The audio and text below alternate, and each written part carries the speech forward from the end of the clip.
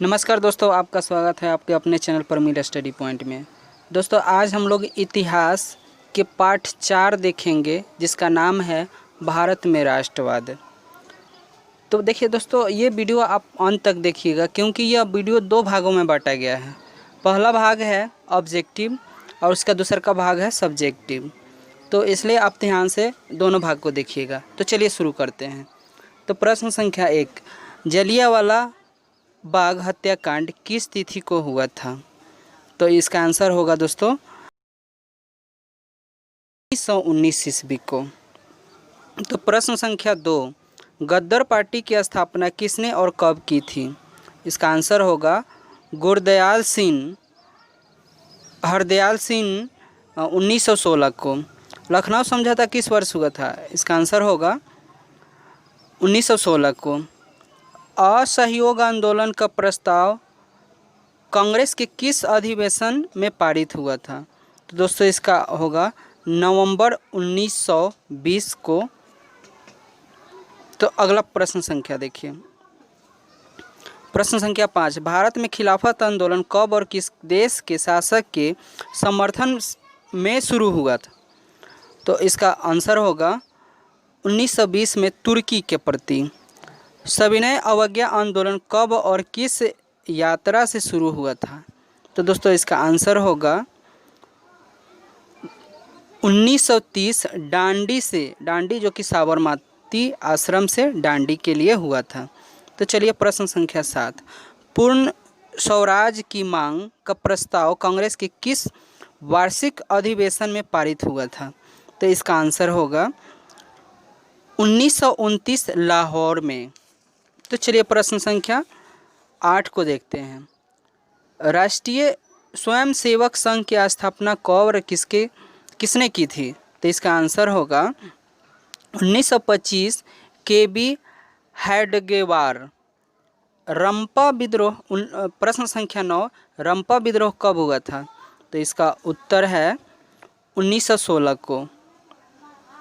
प्रश्न संख्या 10, वल्लभ भाई पटेल को सरदार की उपाधि किस किसान आंदोलन के दौरान दी गई? तो इसका आंसर है बारदौली। तो दोस्तों पहला पार्ट समाप्त हुआ, अब पार्ट दूसरा शुरू होता है। तो प्रश्न संख्या 1, खिलाफत आंदोलन क्यों हुआ?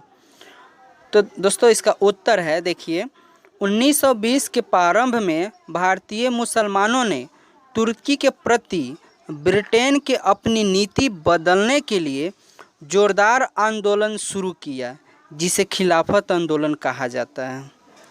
चलिए दोस्तों प्रश्न संख्या 2, रॉलेट एक्ट से आप क्या समझते हैं? इसका उत्तर है अंग्रेज़ों के द्वारा 1919 में पारित किया गया एक ऐसा कानून जिससे किसी भारतीय को बिना अदालत में मुकदमा चलाए जेल में बंद किया जा सकता था। इसी को रॉलेट एक्ट कानून कहा जाता था। चलिए दोस्तों प्रश्न संख्या 3, गांधी इरविन पैक्ट अथवा दिल्ली समझौता क्या था?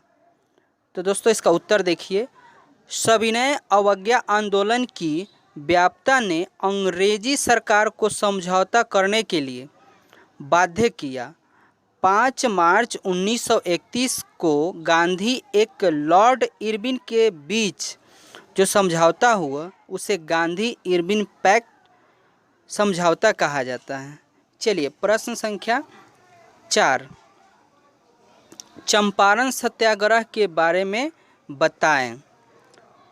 इसका उत्तर है बिहार के चंपारण में नील की खेती करने वाले किसानों में हो रहे अत्याचार के खिलाफ गांधी जी ने सत्य और अहिंसा पूर्वक तरीके से जो आंदोलन चलाया था उसे ही चंपारण सत्याग्रह आंदोलन कहा जाता है।